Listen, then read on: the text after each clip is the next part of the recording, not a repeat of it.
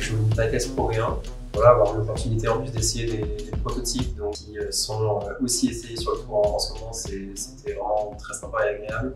Alors j'ai beaucoup aimé les deux modèles, quand même une trajectoire un peu plus basse avec la 388 que moi je vais chercher sur mon long jeu. Donc avoir une balle qui spin un petit peu moins, une trajectoire un peu plus basse, parce que j'ai l'habitude de jouer surtout dans des conditions un peu venteuses. Donc là-dessus, j'ai bien aimé la 388. 388 pour moi une fenêtre de lancement un peu plus basse comparé à la 348.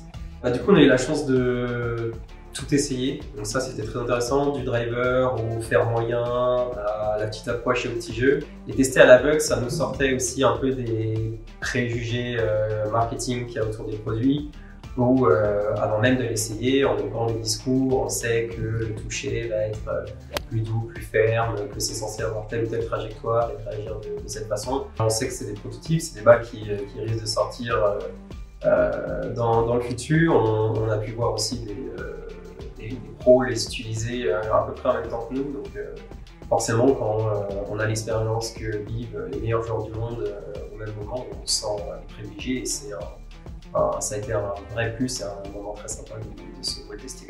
Notre processus de validation est la confirmation finale pour que vous puissiez être sûr de jouer la meilleure Titleist Pro V1 ou Pro V1X jamais créée.